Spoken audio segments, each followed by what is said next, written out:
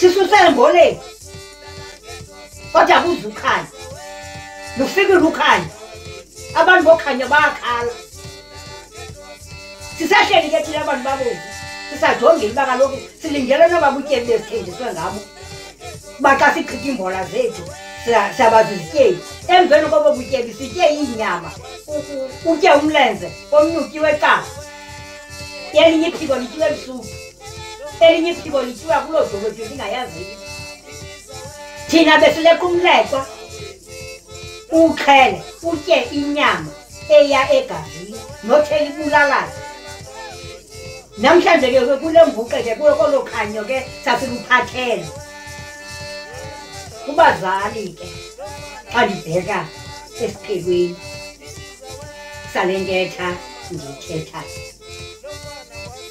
Siyacela bazali, asinyanzeli, siyacela.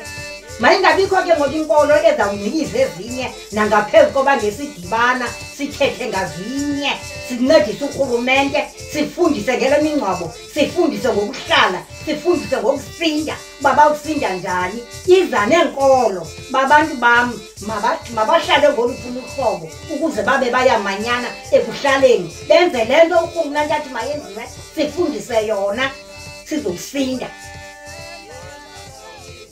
Masingambazeni noba kubuhlungu masiyeni noba kuyathandabuzeka masiyeni noba sazi noba sawunyuka umthwalo siwubeke kweyiphini intloko kodwa ngumthwalo ufuna uthwalwa ngabantu abangoomama.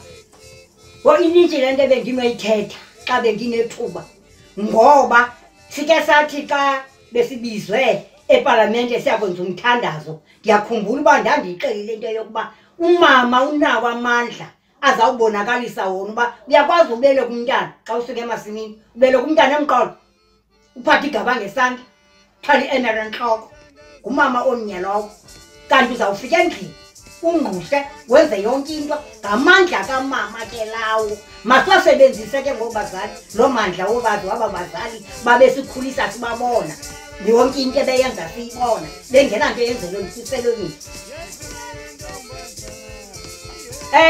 Ngomnqeni uthi befundise bodata uba benoke nidibane ibe lukholo lemveli ibe yinto yonke kudityanwa ngesizwe.